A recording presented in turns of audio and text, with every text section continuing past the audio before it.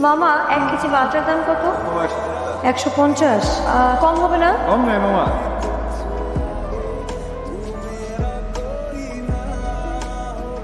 সুবহানাল্লাহ। জি by any chance আপনি কি আমাকে ফলো করছেন? না তো।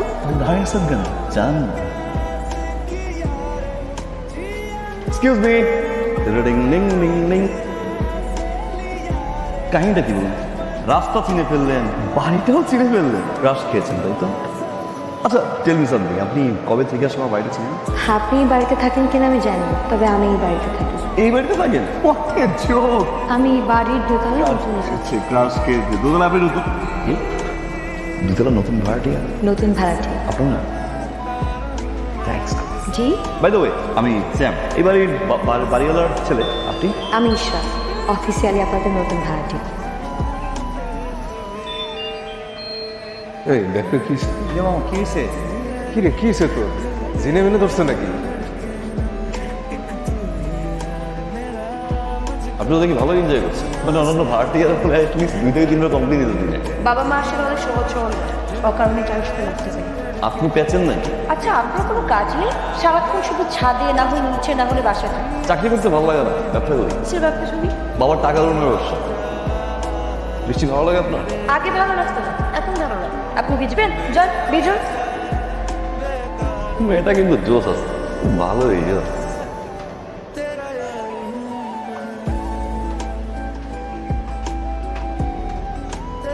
কি হয়েছে বলতো? তুই এখন পাগলামি করতেছিস কেন? একটা ছেলে আমার যে কি ডিস্টার্ব শুরু করছে। আসলে না আমি তো প্রেমে পড়ে গেছি, আর সে আমার প্রেমে পড়ে গেছে। কোন ছেলে? এটা শুনলে তো আপনি ফিট হয়ে পড়েছেন। কি নাম বল? আমাদের বাড়ি আসছে কি আর স্যাম তোকে ডিস্টার্ব করে? দোস্ত তুই কি পাগল হয়েছিস? সকাল থেকে 5 বার আমার স্টার্ট করে রাখি। আমি সাইমন। যার বেড়া ডানে বামে যেদিকে তাকাই ফেলে নিঃশ্বাস দিই।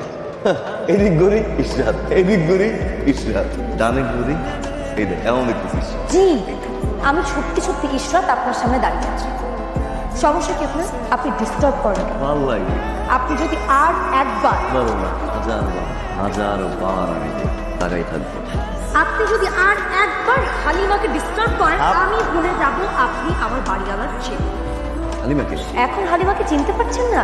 যখন নিচ থেকে টাঙ্কি মারেন তখন মনে থাকে না হালিমাকে? আমার মনে হয় কি একটা মিসআন্ডারস্ট্যান্ডিং হচ্ছে। আমি ও মিসআন্ডারস্ট্যান্ডিং। এখন তো আপনি অস্বীকার করবেন, এমন ভান ধরবেন যে আপনি হালিমাকে চেনেনই না। হালিমা তুই বল। বলতে পারবো না, আমার সরম লাগে। উনি যা করেন আমার তাই ভালো লাগে। এই বেব একটা থাপ্পড় দেবো কিন্তু। শুনেন এটা একটা মিসআন্ডারস্ট্যান্ডিং। হ্যাঁ সে ছিল, বাট আমি আপনাকে তাকে আপনাকে তার মানে আপনি স্বীকার করবেন না? এটা পুরোপুরি ভুল বুঝে গেছে। বুঝতে পারছি আপনি আমার ধোকা দিচ্ছেন, আমার সাথে প্রতারণা করছেন। ব্রেকআপ। আপনি এই তিনবার কেন হয়েছে আমার? ডান দিকে দেখেন তুই, বাম দিকে দেখেন তুই, খাইতে গেলে তোমাকে দেখি, বসতে গেলে তোমাকে দেখি, সবচেয়ে শুনতে গিয়ে তুমি বন্ধুরা বলে এটা আমি বসো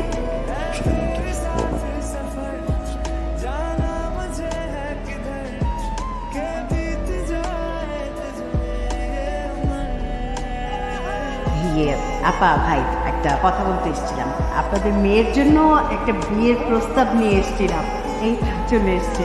তোমার সঙ্গে স্যামের দেখা সাক্ষাৎ হয়েছে তাই না? কথাবার্তা হয়েছে। স্যাম ভীষণ পছন্দ করেছে ওকে, আর আমরাও পছন্দ করেছি।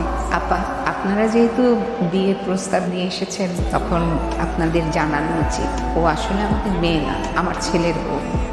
2 বছর আগে আমরা ওকে বৌমা করে আমাদের সংসারে নিয়ে এসেছিলাম। 1 বছর আগে আমার ছেলেটা হার্ট অ্যাটাকে মারা যায়। ও আমাদের কাছে আমাদের মেয়ের মতোই রয়ে গেছে। তবু আমরা চাই ও যেন আবার নতুন করে জীবনটা শুরু করে। বাবা বড় করে হাঁকো। অভিনন্দন। তোমার বিয়ে পাক্কা।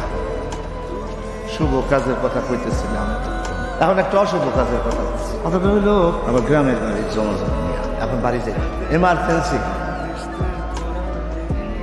শুনুন না জব করি প্লিজ। বিয়ের আগে আমি আর জ্বালাবো না, প্রবলেম সারা জীবন তো আমায় চাইতে হবে না। বাড়িতে যাচ্ছিলাম কাজে, কেউ চাইলে উঠতে পারে, ভালো লাগে। মা কলকাতার সামনে গেছি মা, সঙ্গে সঙ্গে জড়াই দিচ্ছে। কিসের জামা? এই সামান্য জামার জন্য আমরা কি পাঠায় বাবা? কি প্রেমের সমুদ্র নামার আগে যেন ভালো সমুদ্রের কোনো তীর হয় না। আর মেয়েরা প্রথম যাকে ভালোবাসে সে হারিয়ে গেলেও তাকে ভুলতে পারা যায় না। সবচেয়ে প্রিয় মানুষটিকে ছাড়া বেঁচে থাকা কষ্ট, কিন্তু অসম্ভব কিছু না। আমার জীবনের প্রথম পুরুষ আপনি না, সে আমার স্বামী। আমি কোনোদিন তার চাইলে অন্য কাউকে দিতে পারবো না। আমাকে ভুল বুঝবেন না, মনে করবেন কোনো একটা অসুখ হয়েছে, সেটা ভেবে আমাকে ভুলে যাবে।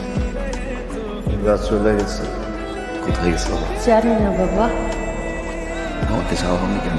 ইশরাত এসে বললো যে তোকে বিয়ে করতে পারবে না।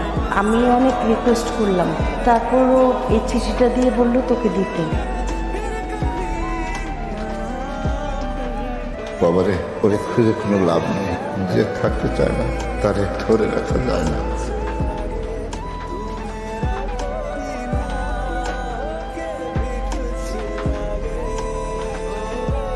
বাবা আসেন, আমি সরি বাবা।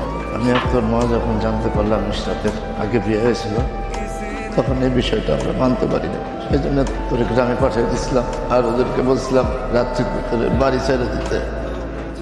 হ্যাঁ বাবা, আর চিঠিটা আমি লিখি। আমি বুঝতে পারিনি বাবা যে ইশরাত এত লক্ষ্মী একটা মেয়ে, আরে এমন একটা লক্ষ্মী মেয়ে তো আমাদের ছেলের জন্য দরকার। আমরা বুঝতে পারিনি বাবা, আমাদেরকে মাফ করে দিস। ইশরাত মা, ইশরাত,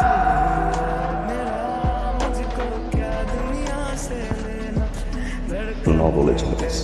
সহজ তো লক্ষ্য